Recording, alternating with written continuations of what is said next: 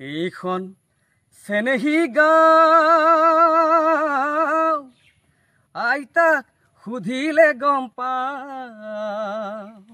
সৌবা গীত গাওঁ, কিন্তু মই পেচাব হোৱা হিচাপে লোৱা নাছিলোঁ। মই যেতিয়া প্ৰথম কেছেট কৈছিলোঁ, আইতাৰ কোলাতে মৰমৰ উমতে সাধু শুনি টোপনি যাওঁ মোৰ আইতা। 94 মই মেট্ৰিক পাছ কৰি 92 বনালোঁ ঘৰতে সন্ধিয়া কেছেট। এখন কাঠৰ চাকি চকী বজাই বজাই শিল্পী হয়, এখন কাঠৰ চকী বজাই বজাই শিকা বাঁহী বাঁহী গানটো বনাইছে ৰাতি গোটেই ৰাতি মই পাৰ কৰিছোঁ। তাৰ জুবিন দাৰ গান এটা মই গাব লাগিছোঁ, এটা গান কৈছোঁ ভাই বুলি গান কৈছোঁ। খালি এটা গান যে মই নাগাওঁ দেই, কিন্তু 3-4টা গান মই গাম। কেছেট নচলিলে পাছত মোৰ বদনাম হ'ব সেনেকৈ কৈ দিলে, বেয়া নকৰিব। আৰু মানুহটো ভাল মৰমীয়াল মানুহ। খেতি পথাৰ কৰি চলিছোঁ, গাহৰি এটা পোহোঁ, হাঁহ কেইটামান, কুকুৰা হাঁহ মাছ কেইটামান, কেতিয়াবা ক'ৰবাত হাজিৰা কৰিব লাগে মাজে সময়ে।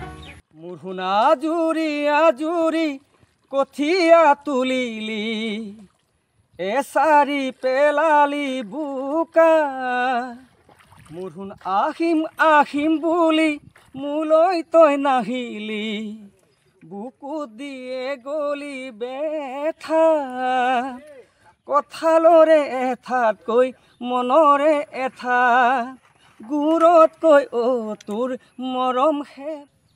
শ্ৰদ্ধা ককাইদেউ বিপিন চৌধুৰীদেৱ আৰু আছিল মোৰ আমাৰ বিউটি বাইদেউ শৰ্মা, আৰু মই এটা গীত কণ্ঠদান কৰিছিলোঁ প্ৰথম 94 দেই।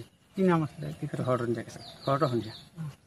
সেইটো প্ৰথম মোৰ জীৱনত পানী বন্ধ হৈছিলে ভূপেনজীৰ ঘৰত, ভূপেনজী শান্তাজীৰ ঘৰত। তেতিয়াই মই তাত জুবিনক লগ পাইছিলোঁ আৰু উৎপল শৰ্মা সেই মুখখন দেখিছিলোঁ। তাৰপিছত মই এটা কৰিলোঁ কলি হৈ নামে সাৰ টোকাৰীটো কেছেট, সেইটো প্ৰায় চলিছিলে। বিদ্যাসাগৰ গাইছিলে, মই গাইছিলোঁ বিদাল দাস, তাৰপৰা ৰঞ্জিত গগৈ গাইছিলে, ৰঞ্জিতা মই ৰঞ্জিতা। তাৰপিছত কেছেট নকৰিলোঁ বহুত নকৰিলোঁ। তাৰপৰা তাৰ নেক্সট বছৰ মই আকৌ বাসমণি কৰি দিলোঁ। মই 2003 চনত কৈছোঁ বাসমণি কৈছিলে। বাসমণি মোৰ 6-7টা খন হ'ল, 7টা এলবাম কৰিলোঁ। শেহতীয়াকৈ কোনখন কৰিছিলে মানে বাসমণি কিমান 7টা মই লাষ্ট কৰিছিলোঁ 11-12 কৰিলোঁ। ভিডিঅ' কৰিছিলোঁ দুটা। আমাৰ এয়াৰটেল মালিক এয়াৰটেলৰ মানে এই নাম হ'ব হেমন্ত গগৈ, তেওঁ দুবাৰ কৰিলে।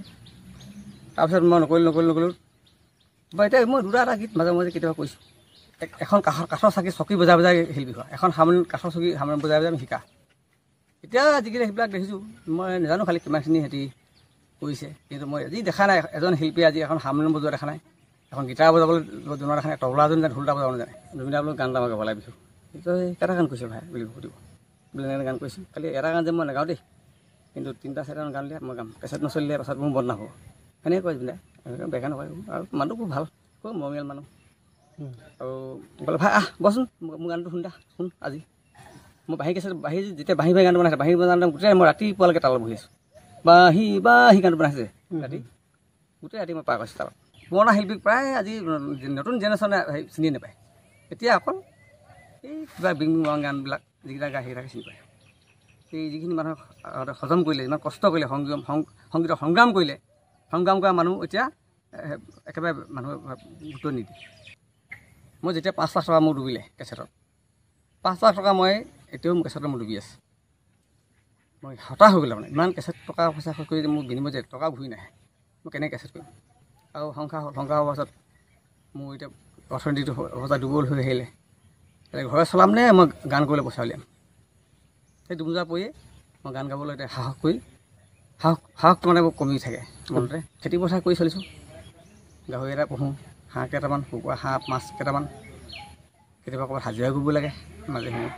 মোৰ শুনা আজুৰি আজুৰি কঠীয়া তুলিলি এচাৰি পেলালি বোকা, মোৰ শুন আহিম আহিম বুলি মোলৈ তই নাহিলি, বুকু দিয়ে গলি বেঠা, কঁঠালৰে এঠাতকৈ মনৰে এঠা, গুৰতকৈ অ' তোৰ মৰম হে মিঠা, আগেই নাজানিলোঁ এতিয়া বুজিলোঁ, সকলো আছিলে মিছা মুৰুণ আজুৰি আজুৰি কঠীয়া তুলিলি এচাৰি পেলালি বোকা মুৰুণ আজুৰি আজুৰি কঠীয়া তুলিলি এচাৰি পেলালি বোকা মুৰুণ আহিম আহিম বুলি মোলৈ তই নাহিলি